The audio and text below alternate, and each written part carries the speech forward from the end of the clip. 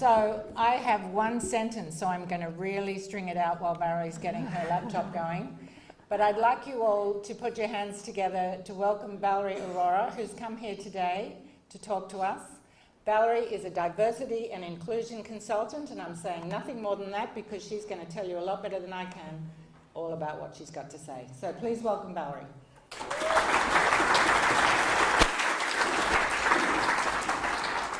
Hi, everyone. Thanks for the great welcome. And I'm here to talk about a focus on allies, how I think we should be approaching diversity and inclusion in technology for 2018. So why should you listen to me? I'll tell you a little bit about myself here. I'm the co-founder of Frameshift Consulting, which is a diversity and inclusion in technology consulting firm in San Francisco.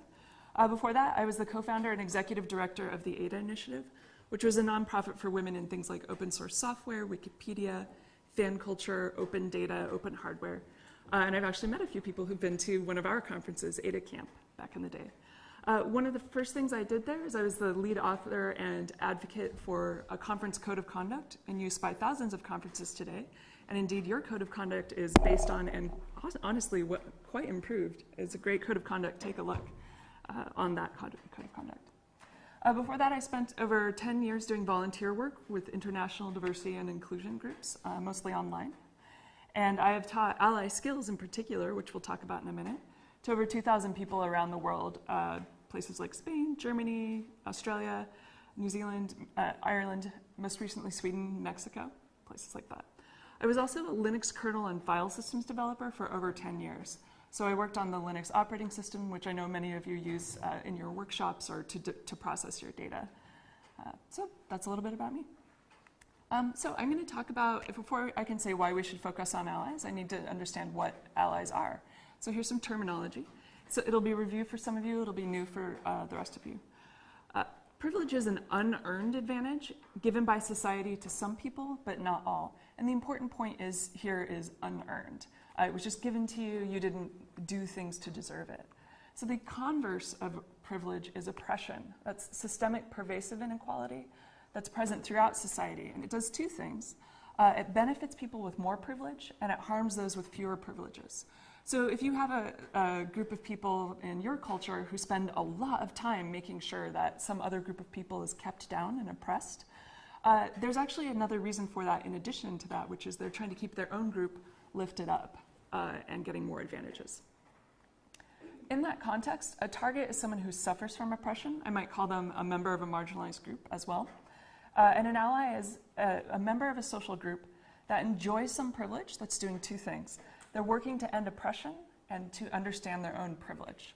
So it's a couple of interesting points here. A target is something that you can just passively be, just sitting there doing nothing, sitting in a chair, sitting on the bus. An ally is not a thing that you just passively are. You are only an ally when you are taking an action, when you're working to end oppression or understand your own privilege. So that's why I prefer to talk about ally skills or ally actions rather than the idea of ally as something you just are. The other thing about here is several of you might be asking yourselves, am I a target or am I an ally? And the answer is it depends on what's most relevant about you to the particular situation. Depending on which thing's most relevant, in one situation you might be a target, in another situation you might be able to act as an ally. So as a concrete example, I'm a white woman. So in the United States and most places in the world, if my race is most relevant to the situation, I'm more likely to be able to act as an ally. If my gender is most relevant to a situation, I'm more likely to be a target. All right, so here's a concrete example of privilege and oppression and all that. So the privilege here that you may have and not even know that you have, because that's how privilege works. It's often just invisible unless you don't have that privilege. So it's the ability to interview for a job and have the interviewer assume that if you have children now or in the future, you will continue doing a good job at work. Oppression is a huge system, and here are just a few pieces of it. Family members' expectations that women take on most of the childcare. Fathers using paternity leave for things other than childcare. Of course, there not being paternity leave, that would also be a part of oppression. The belief that mothers don't want to return to full-time paid work. The only reason they would go back is because they were forced to. So those are all elements of the oppressive system that's creating that privilege in the first place. So in that context, a target would be any woman who wants to work for pay for an employer. And an ally would be a man who takes on significant childcare responsibilities, donates to women's causes, uses paternity leave for childcare if he has paternity leave, speaks up at work against stereotypes about mothers, and reads news articles about the kind of privileges that fathers enjoy and mothers don't. So those are just a few examples of ways that someone could take ally actions. So I just want to talk a little bit about diversity and inclusion because there's often some misunderstanding about what it means. So I'll just start out with the definitions. I'll talk about the misunderstandings next. So diversity is the state of having people in a group who differ along the lines of race, gender, class, age, religion, things like that. Inclusion means that everyone in that diverse group is equally valued, included, and respected without any unfair discrimination and bias. Right? So a lot of times I'll hear people talking about a diverse person or a diverse hire. Diversity only applies to a group, right? It's only in the context of a group here. So if I add another yellow smiley face ball to this group of yellow smiley face balls, it changes the diversity of that group not at all. But if I were to go back and add it to this group, which has no smiley face balls, it wouldn't change the diversity of that group. The group would be more diverse. There's a lot of efforts that focus on increasing diversity in a group without also increasing inclusion. So, and that ends up having people leave who initially joined and reducing the diversity of the group again. So it's really important to do both diversity and inclusion when you're trying to make a change, when you're trying to make things fairer. So here's just some examples of diversity and inclusion efforts that are common today. Volunteer-run affinity groups, so in employers they often call them employee resource groups. They might be other names in other areas. Travel scholarships, perhaps to attend conferences like this one. Coding boot camps that are aimed at members of marginalized groups. Advice books aimed at targets. Boy, there are a lot of those. Volunteer-run mentoring programs. Unfortunately, a lot of these things are volunteer-run. People don't think that they're worth paying money for. Recruiting outreach, so going to perhaps historically black colleges and universities, or women's colleges, or conferences for marginalized groups. So this is a picture of Ada Camp, Portland, which is a conference for women in open technology and culture I helped run. So those are just what diversity and inclusion often looks like in various areas of the world. All right, so here is where I get to my argument. What I think the problem with diversity and inclusion efforts in technology today is that most work is aimed at changing the behavior of targets, and less work, or almost no work often, is aimed at changing the behavior of allies. And I'm going to explain why that's a problem. So first, here are some of the reasons why we focus on changing target behaviors. There are reasons. Some of them are good, some of them are bad, but here's some of the reasons why. First, targets directly benefit from change and are more self-motivated to make change. So it's much easier to talk to a target and say, like, hey, you're more likely to get your proposal accepted if you make these changes, than it is to talk to somebody who's an ally and say, hey, things will be fairer and maybe you won't get so many advantages, right? So you don't have to make that some sort of complicated argument. Targets are often, but not always, more aware of oppression. So I made it to age 22 before I realized, there aren't a lot of women in this group I'm in. Am I the only woman working on Linux? There are a few others, but not many. There's this initial, often there's an initial educational aspect you have to go through with allies to say, hey, oppression exists, that you just don't have to go through with targets. Targets are often lower status and easier to tell what to do. So if you imagine you have a problem in your research group, your PI is the person who's in charge of the whole project and has the grant given to them, is continuously interrupting the youngest grad student working on the project, right? What is easier to do? To ask the grad student to speak up more, be louder in meetings, or to ask your PI to stop interrupting so many people? All right, I know which one I would choose. I would tell the grad student. Targets are often seen as the cause of the problem, even though they're actually just the people suffering it. So as in discourse about the problem of sexual harassment in the workplace, I don't know how serious people are about this, but they'll often propose banning women from the workplace, which is an interesting solution given that the majority of sexual harassment is perpetrated by men, and it would make far more sense to ban men from the workplace, right? So nobody ever proposes that, although feel free to do that. So nonetheless, so targets are often seen as the cause of the problem, so we need to change the behavior of women, right, in that situation. Finally, it avoids confronting feelings of guilt in privileged people. So one of the things, if you haven't already gone through this understanding about figuring out that you have privilege, is feeling like, oh no, I'm getting undeserved things and I feel bad about that because I'm a reasonable human being. And people will often rather look for some other explanation other than like, hey, I'm getting these things for unfair reasons that have nothing to do with my abilities or my effort. They'd rather say, oh, well, you know, it just happens that people from this group are less interested in learning how to process their data. Okay, so those are some of the reasons. And now we'll talk about reasons not to focus on targets. So what's wrong with focusing on targets? Let's start with the fact that targets are overworked. So there's a saying that the dancer Ginger Rogers did everything that Fred Astaire did except backwards and in high heels. And whether or not that's technically true, it reflects a very common reality, which is if you're part of a marginalized group, you have to do sort of twice as much work to get half the credit. There's lots of studies that show this is actually happening, and the basis of it in our brains is people tend to remember things that confirm their stereotypes and forget things that go against their stereotypes. So you simply have to show leadership skill many more times before people will remember, oh, that person is a leader. This is one of the patterns in the book called What Works for Women at Work.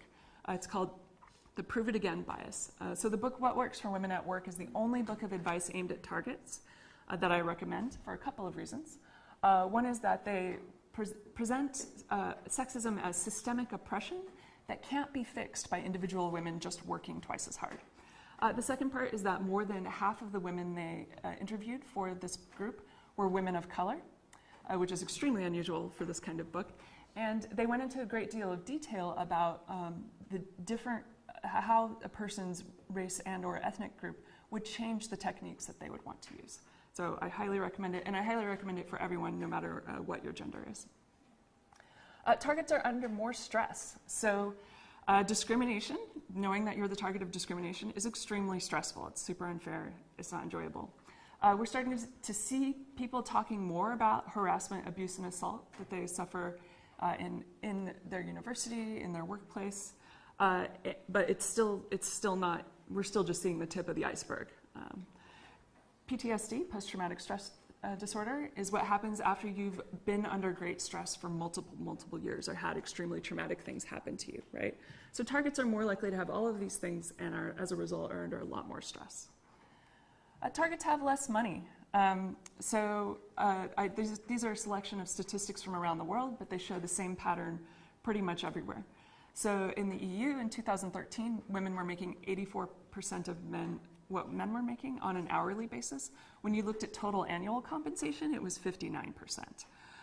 In the United States, disabled people make 63% of what abled people make. Mothers make 73% of what fathers make. That was a 2015 statistic. There's another statistic that fathers generally get a 6% raise upon the birth of their first child. That does not happen to mothers.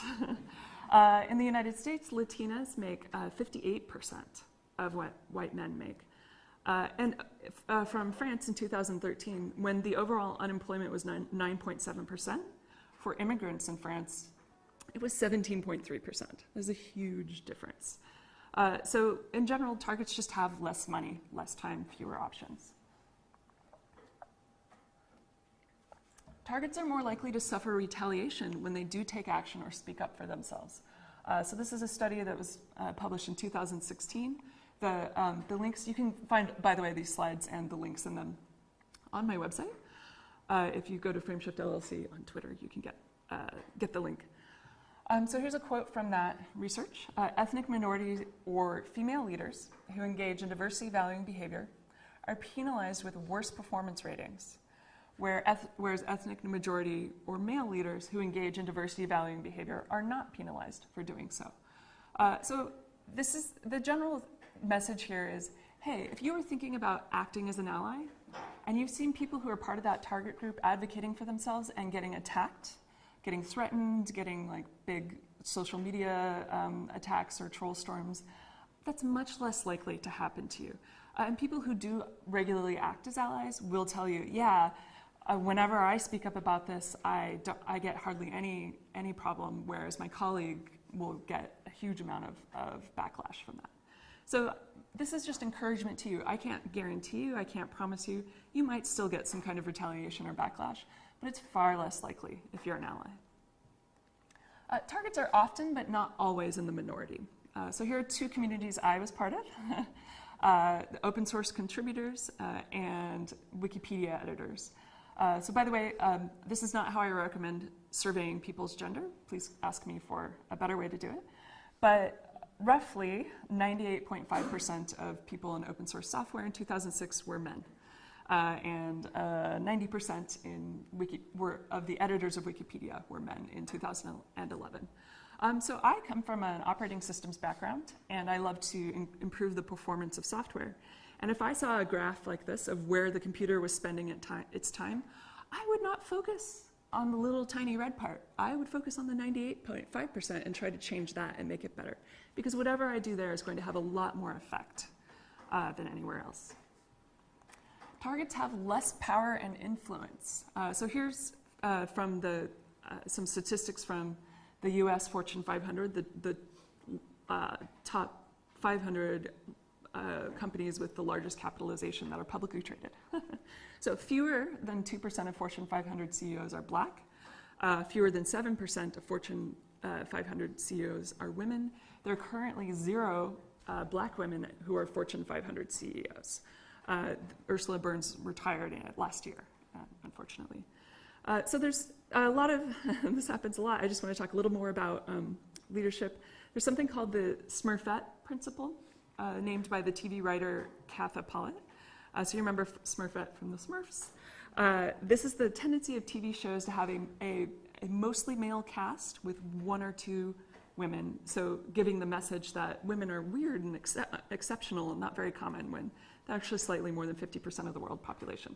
So Smurfette is the only female Smurf in a village of, I don't know, 100 male Smurfs.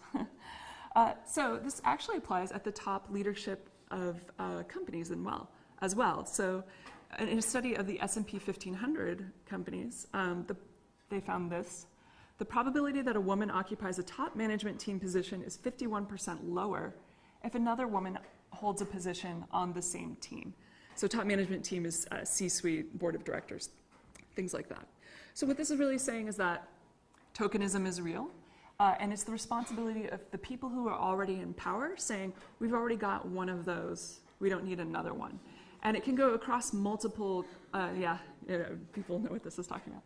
It goes across multiple different axes of oppression. So they might say, we just need one person who's not a straight, white, cis man from, whose English is their first language, et cetera, et cetera, et cetera.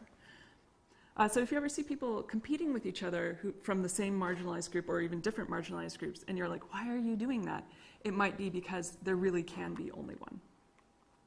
Finally, and I save the personal example for last, targets, when they advocate for themselves, are often seen as whiny, complaining, and jealous. So when I first published the example conference code of conduct, here was a comment I got on the blog. I apologize for the rude language. Question, ... that's not going to go well. Really not going to go well. Do you actually code anything or contribute to the open source software hardware community in any tangible way? Or do you just bitch and moan about having a period and write conference conduct policies? And this is my favorite part. It is a legitimate inquiry, which we quoted at each other for weeks after that. So at this point, I had been contributing in any significant or tangible way to the open source community for 10 years. So I was a worldwide file systems expert. I had worked on, there is no level of competence or accomplishment you can reach as a target that would not leave you open to the accusation that you're just upset that you aren't doing better, right? At the same time, there's all those reasons not to focus on targets, and yet here's what diversity and inclusion initiatives look like in technology. So these are all great except for the book. I'll talk about the book in a moment. But they are aimed at targets. So Black Girls Code, obviously aimed at Black girls. Callback Women, women speakers. Natives Who Code. Lesbians Who Tech. Trans Hack. The Pregnant Scholar for PhD candidates who are pregnant. Code 2040 teaches Black and Latinx people how to code. Mother Coders. And Lean In, which was the ultimate, hey, just work twice as hard and you can fix systemic sexism. Sheryl Sandberg has admitted that it did not work out that way. So, but they're all aimed at targets. So here's what's aimed at allies in technology in terms of books, nonprofits, and organizations. So yes, nothing. So I propose that we make 2018 the year that we focus on allies. And I'll just give a quick recap of why we should do that from the other direction. So allies have more time and energy. Allies have more money. Allies are less likely to be harmed when they engage in diversity-valuing behavior, and they might even get a cookie. Allies are often in the majority.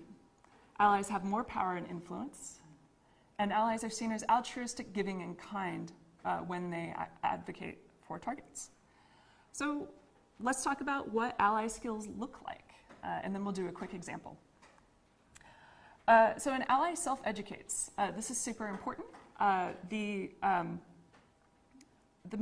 most important thing an ally can do is spend their own time and energy on figuring out what they should be doing and what they should be learning. So when I teach the ally skills workshop, sometimes people will come up to me and say, hey, can you just tell me all of the words to use and all of the words not to use, and I'll just memorize them and I'll be done, right? And nobody would ever say that about technology. They would never say, well, just teach me all the programming languages I need to know and all the programming languages I don't, and I'll be done. Language evolves. It's this thing you need to keep up with. So allies also need to keep up with it. An ally listens. This is super important. So here's an example. So when you have privilege, you're used to talking and other people nodding, right? It's really important to start listening more.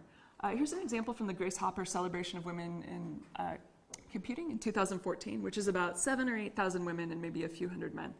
They had a male allies panel in which 4 executives from technology companies sat on stage, and they told this audience, of 7,000 women, how great they were. And multiple people said, hey, this is probably not going to go the way you think.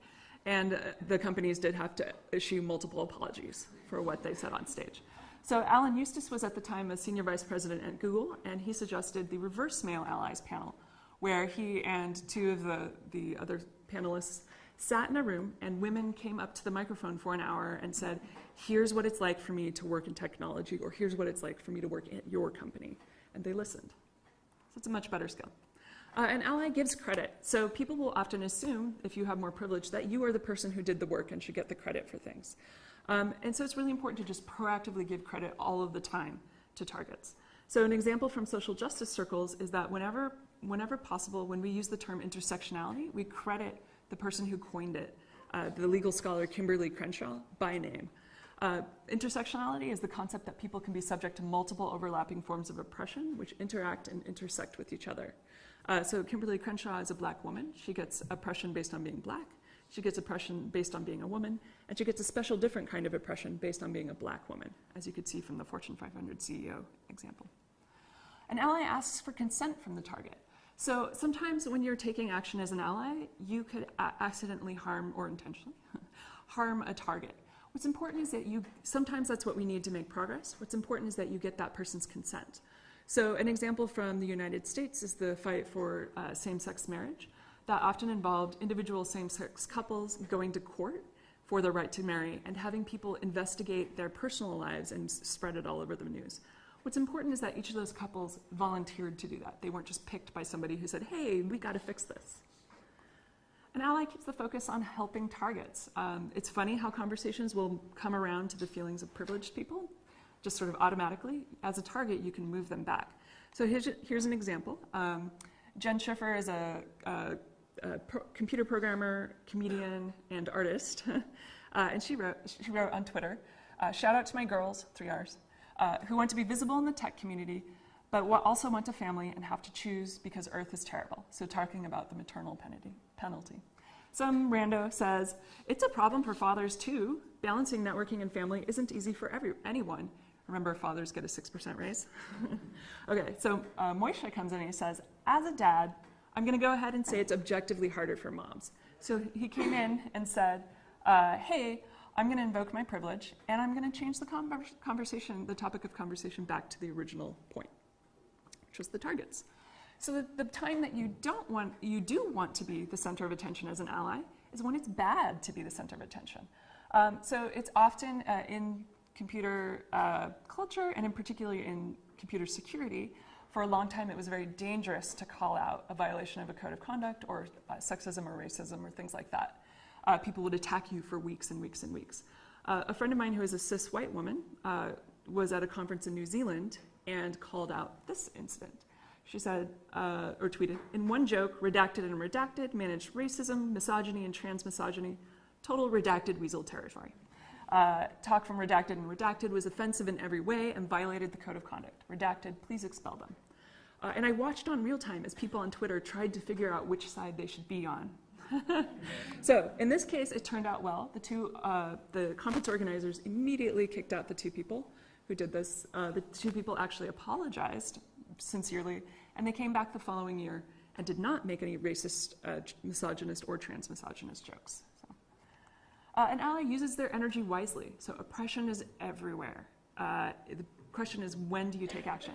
So this is a great Twitter thing from when Anita Sarkeesian, the founder of Feminist Frequency, was being harassed on the internet by a bunch of trolls, one of whom said, my biggest problem with Anita is that if I used her logic, I could see sexism everywhere. Yes. Right? You know, like so close. What's important is to understand where you have the most power and influence, like where people respect you, they already know who you are, they're likely to listen to you or change their behavior or minds, and act in that time.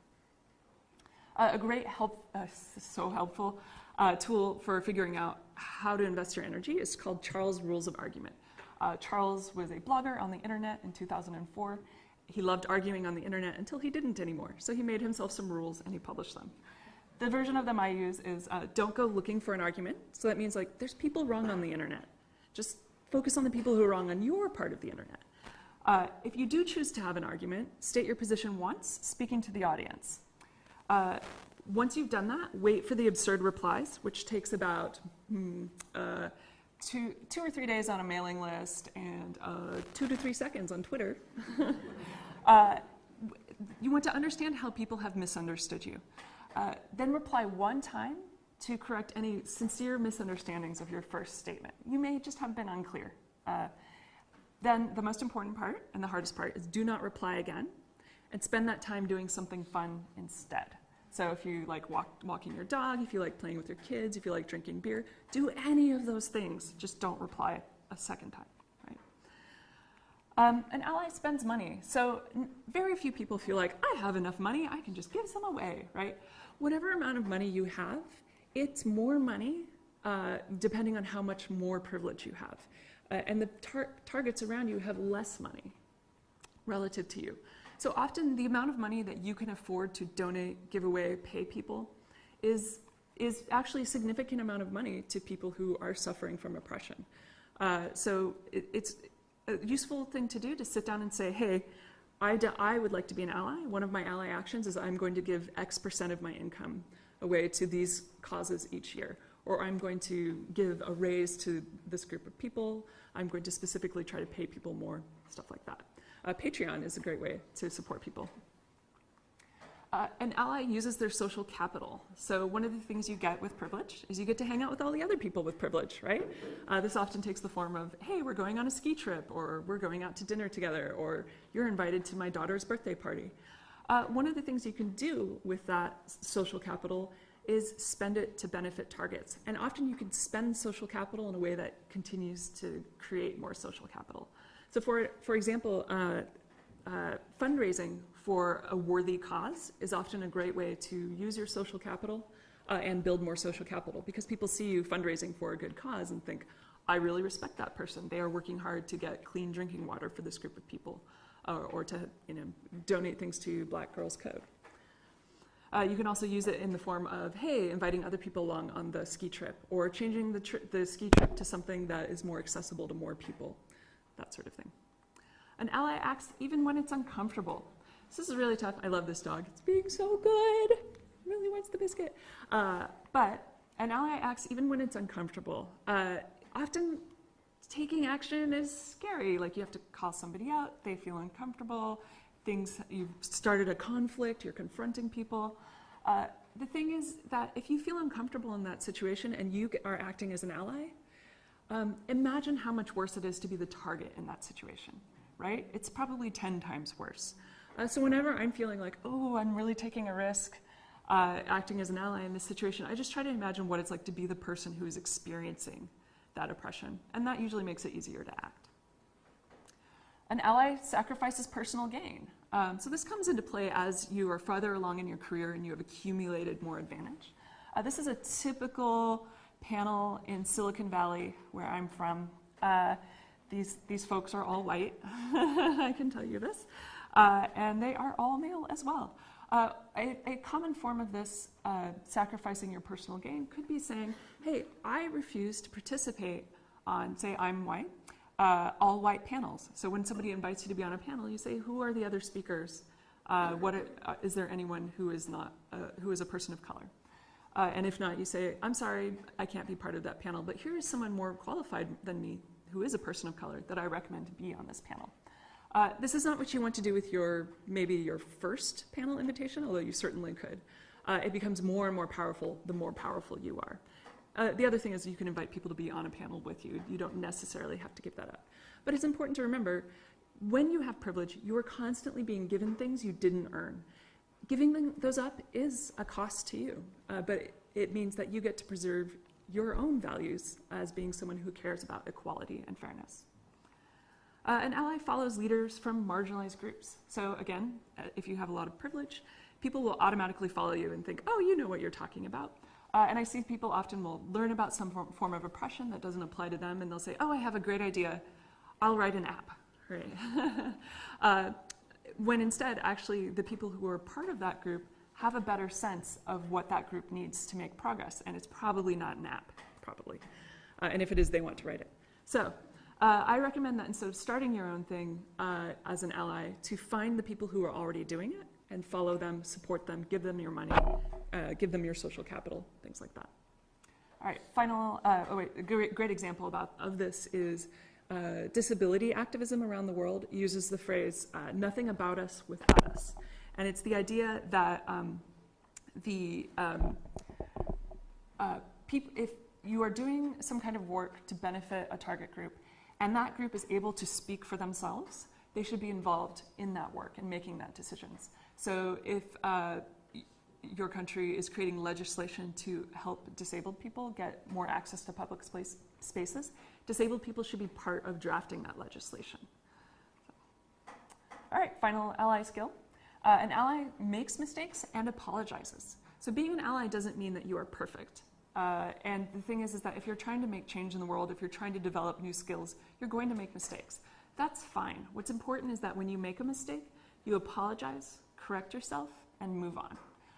That's a great way to keep the conversation on targets and what we need to be doing to support targets, and setting a good example for other people of like, hey, if somebody points out you're making a mistake, just be cool about it. Say you're sorry, correct yourself, and move on. And this, once you get away from the feeling that you have to be perfect every time, you're more likely to act. All right, so let's talk about some ally skills in practice in a way that's going to be helpful to you in your daily lives. All right, let's talk about better meetings. Okay, how many people go to meetings? I think all of you, yes.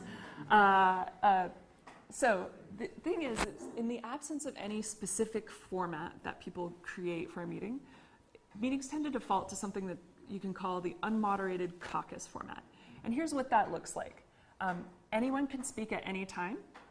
And the way that we figure out who gets to speak is that they're the first person to start speaking during a pause, and you can see a bunch of ways that might cause problems, or by interrupting somebody who's already speaking, whoever's loudest or most comfortable with interrupting, and they can just keep speaking until they are done speaking or someone else interrupts them, right? And that's what most meetings look like if we don't do anything about it. So what's wrong with this format? Well, other than you not liking it, the discussion ends up being dominated by people with more power and privilege. So more privilege creates more confidence, so you're more likely to jump in. It means people are more likely to stop talking when you start talking. It's more likely that people have not told you your entire life to keep your voice down, to speak more softly. Why are you so angry? You know, that sort of thing. You are probably spoke the language of the meeting from childhood. And you've probably gotten a lot more positive feedback whenever you spoke, right? You probably don't have a disability that would affect your ability to speak, all that sort of thing. So there's just a million ways that this gives privileged people more advantage. So you end up with privileged people talking over people with less privilege, privileged people taking credit for other people's ideas. This is just maddening, right, whenever you see it. It's really hard to stop off-topic discussion if the person who's engaging in it is privileged.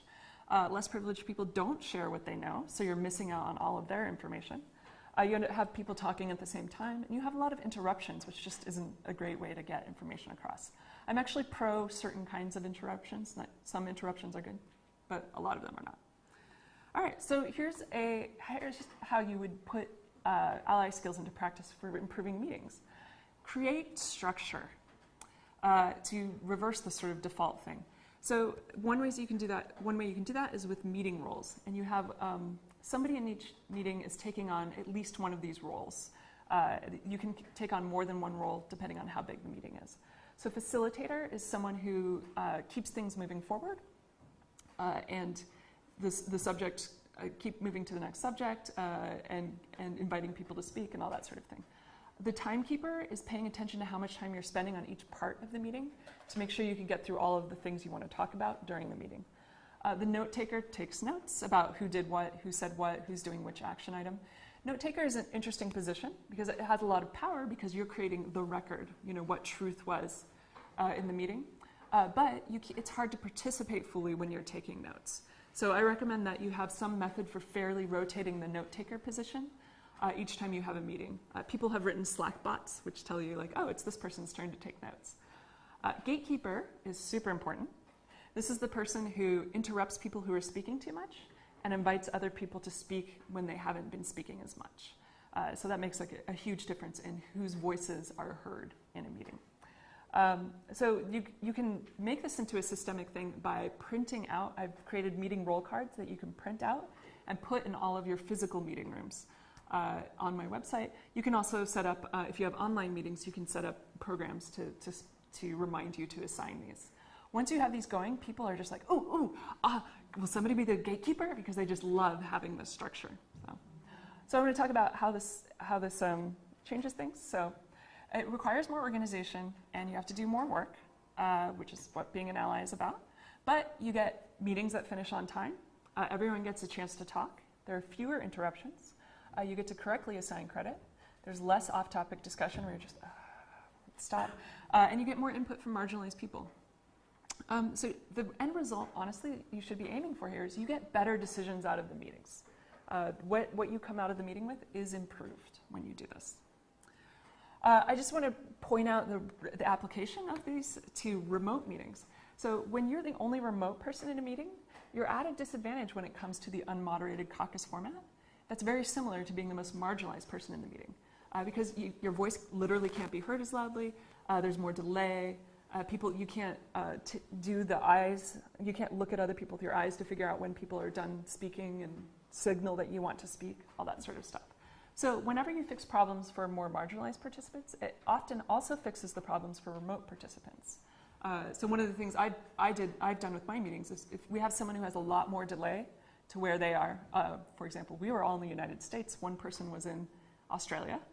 We just had a rule that whenever the person in Australia started speaking, they won. They got to speak. We would all stop speaking at that moment.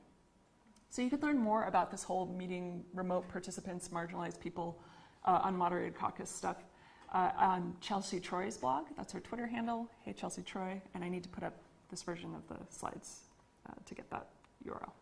Okay, so how can you learn? We're going to do questions in a little bit. How can you learn ally skills? So I'm tweeting something like 2 to 4 ally skills tips on my Frameshift LLC Twitter account each day, so you can follow that. You can take the ally skills workshop. There's one on Friday, but I'm informed it's already full up. Yes.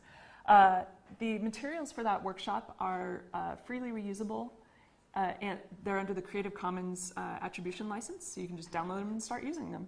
Train the Trainers, there's a Train the Trainers I teach as well, and all the materials for that are also Creative Commons license.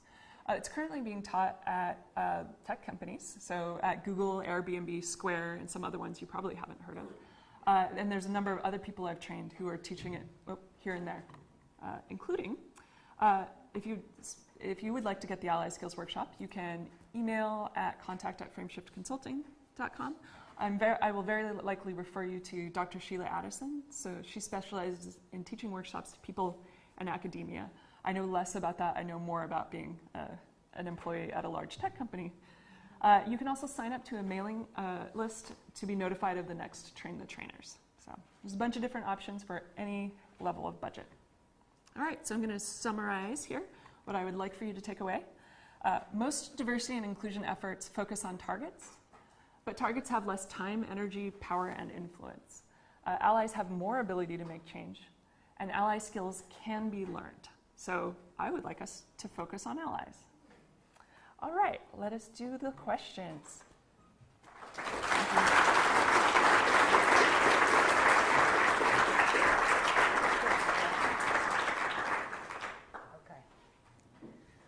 Thank you very much, Valerie. That was awesome. So who's going to put their hand up and ask a question? Oh, I have, sure, just one sec. I recommend handing out index cards to write questions down on, and I forgot to bring mine, so sorry. Greg. So when you see people trying to implement this, they go through one of your ally skills workshop and they're back in the workplace, what do they get wrong most often? What are the landmines that we don't need to stop? Okay, well, honestly, the thing I hear, this is not what you're asking for, I don't think, but what I hear the most often is, I thought I would get a lot more blowback, and I didn't. So I would say, honestly, it's not people don't act often enough. When they could have a positive effect with very little or no negative effect on themselves, they still don't act because they're afraid. So the thing that I spend the most time in the Ally Skills Workshop is trying to encourage people to be less afraid and to take action and to be willing to make mistakes.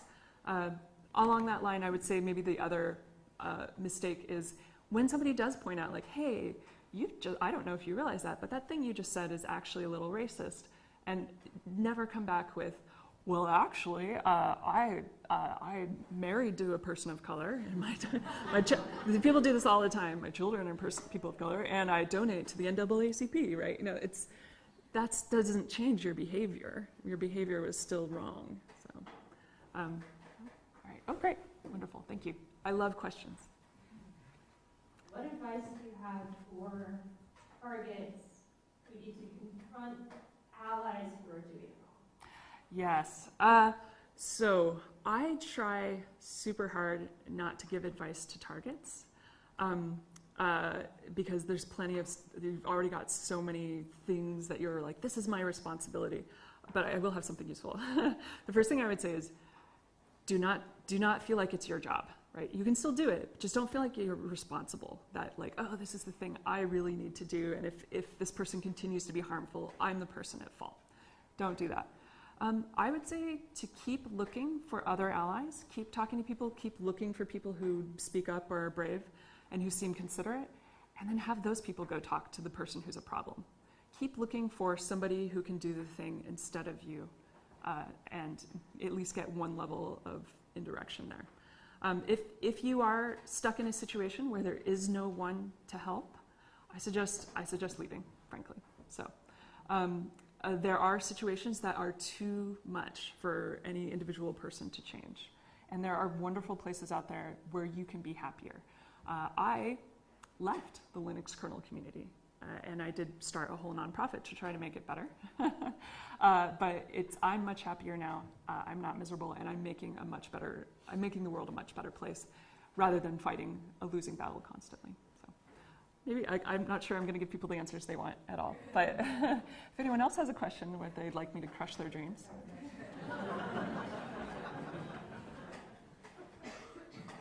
Thanks for the talk. The example with the person who answered on your blog post for the code of conduct, did you answer this person, and if yes, what?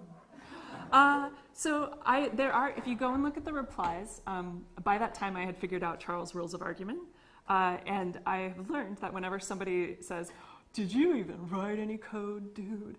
that I should never say, "Why, yes, I have written code." I should let my friends make funny jokes about, "Of course I've never written code, and the person who wrote this was clearly an imposter." So, yeah. I generally don't reply to that kind of attack myself.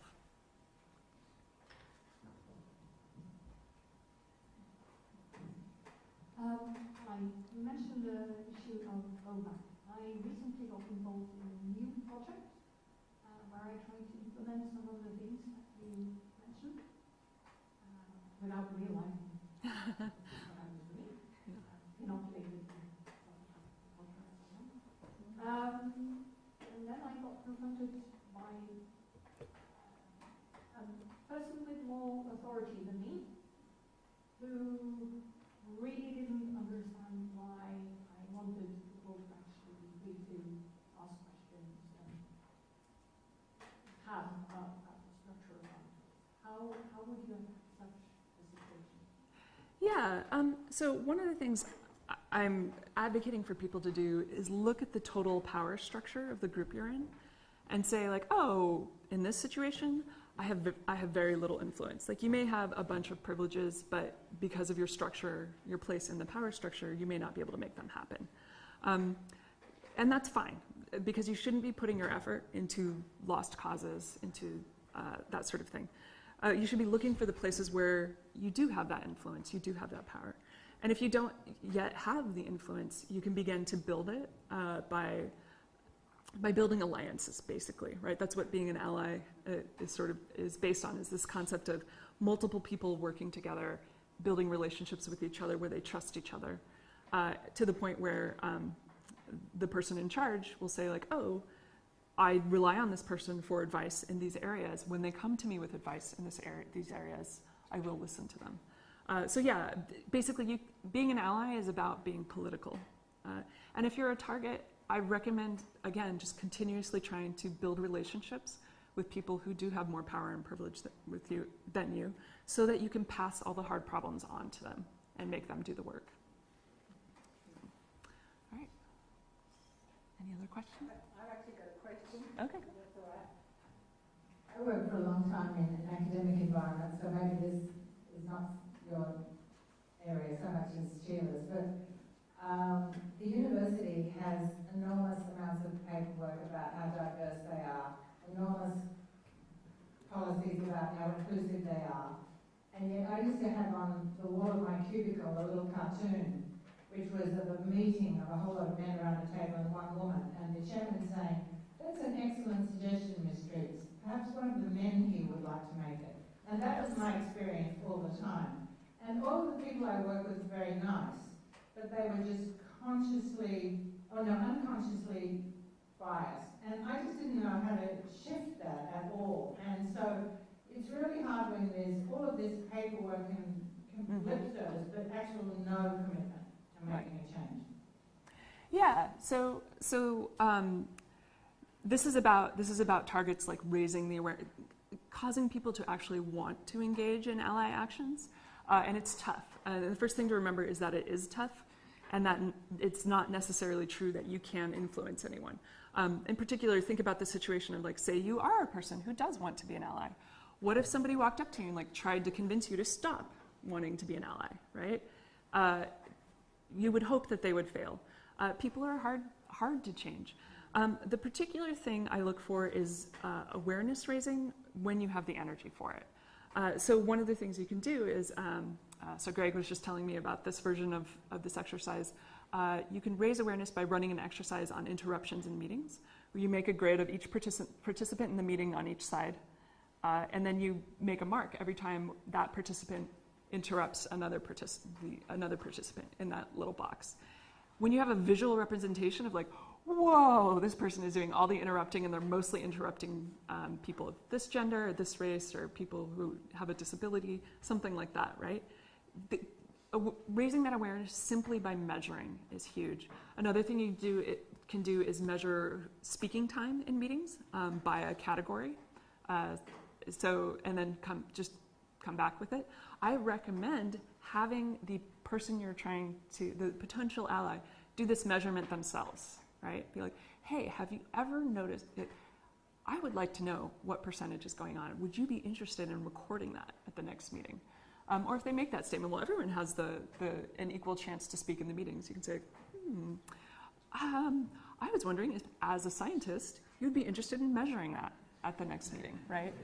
So there's a bunch of different stuff like that. This talk is one of the ways I use to raise people's awareness and make them interested in becoming an ally and understanding it's not about like, I am this person. It is about the actions that you take. So you can send them a link to my talk as well. Great. Other questions? I would, oh, great. What would you tell us, because we're just starting off in CarpentryCon, to have one in mind versus the content to be able to learn? Oh gosh, one thing in mind. So this, I don't know what the typical error model is here. I would say anytime you're in a group meeting, if you are a person who tends to speak a lot, to not speak first. There's going to be this pause often where it's uncomfortable because nobody is speaking. And if you just like sit there with the discomfort, you're going to hear something great that you've never heard before because the person who was not willing to speak yet is like, oh, I guess I get to talk now. So that would be my favorite. You can do that in your entire life, just so you know.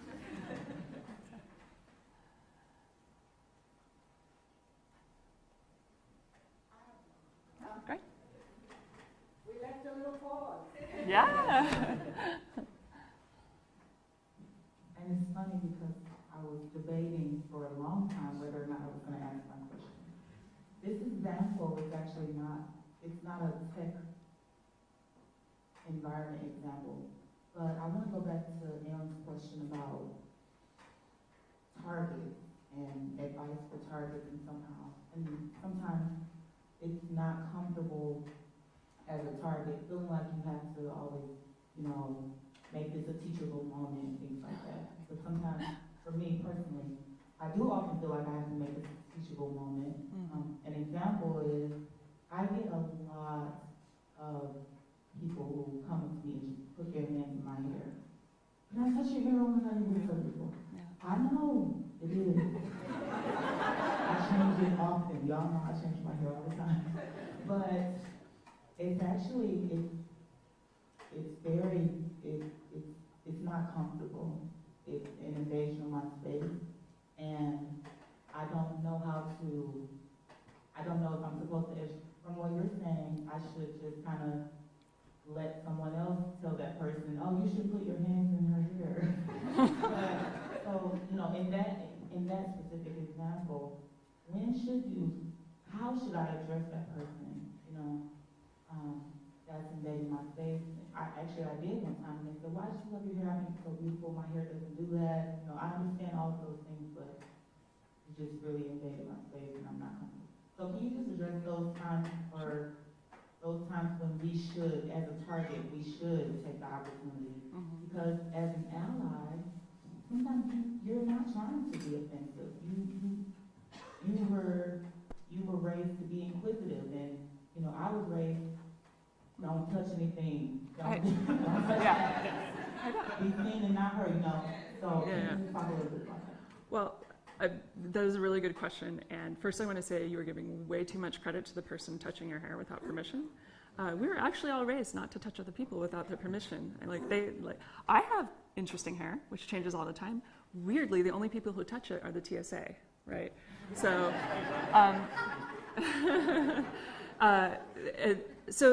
my message is not that you shouldn't defend yourself as a target or you shouldn't take action as a target. It's just that you shouldn't feel obligated or guilty if you don't do it, right? One of the things I recommend to people who are trying to work on their ally skills is that if there's a situation that keeps coming up over and over again, that you practice some kind of short, simple response to it. And that takes down a lot of the mental burden of it, right? So the people who talk about my hair are when I'm walking around San Francisco, I get a lot of street harassment. There are people who are saying, nice hair, and it's great. And there are people who are like, nice hair, and that is not great. And so I figured out, for me, what I wanted to do is initially shout, stop harassing me. And that just made my day so much better.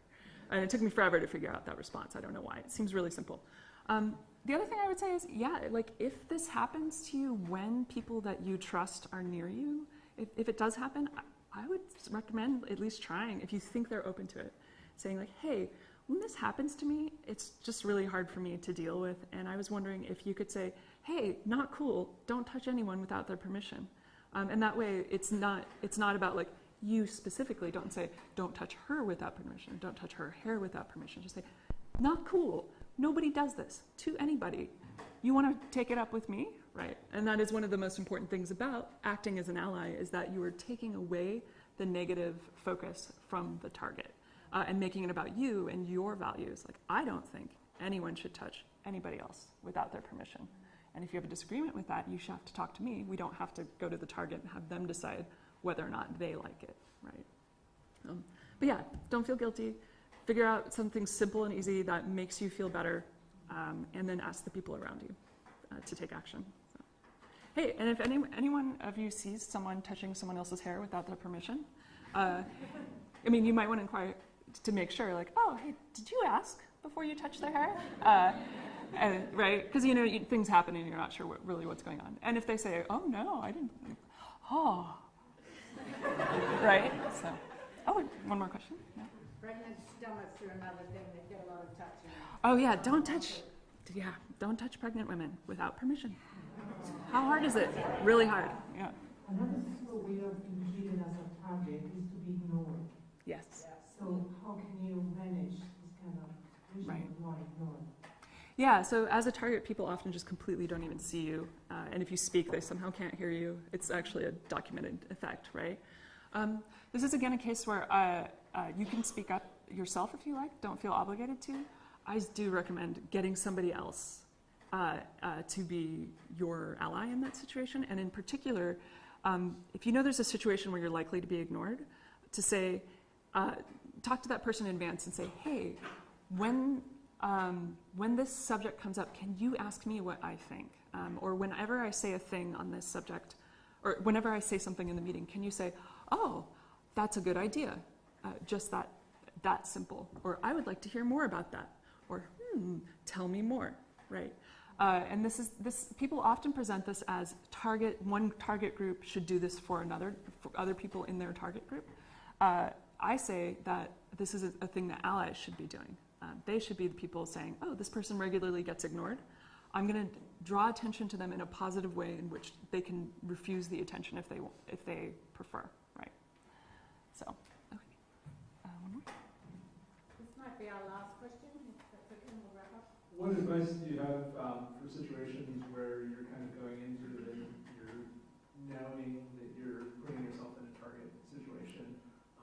I've watched my son become a referee, and parents, you know, he's a target, right? He's less privileged than the parents and other people around, knows the rules less than people who are around it, but yet he's out there in a situation, putting himself out there to kind of do that. And I can think of a lot of situations where being a target and walking into a situation as being a target is an opportunity for you to kind of raise the conversation, possibly, or figure out ways to change the attitudes. So what advice when you're walking in as a known target would you have? Yeah, I really don't like giving advice to targets, right? There's lots of it out there. I would say to stop feeling so obligated to be the person who's making the difference, and then go talk to other people and say, like, hey, I know you're not part of this group, but it would be great if you could bring this up. The next time there's major news in this area, could you be the person who says, oh, hey, what about that news story at the coffee meeting that we have every morning, right? So that I'm not always the person who's bringing it up. You're the person who's bringing it up. You just don't have power as a target. You just don't have as much.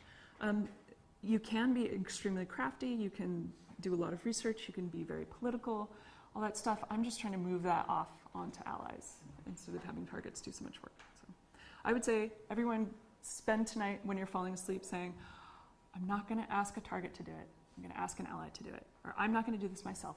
I'm going to ask an ally to do it. Or I am an ally in this situation. I'm going to start talking about this thing. I'm going to start bringing it up. So, thank you so much. Those were great questions.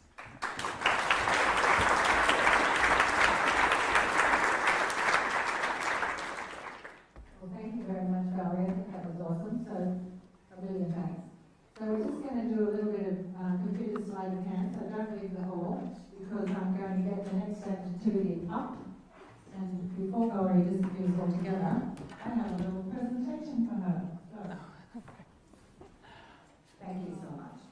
Oh, this is wonderful. Thank you.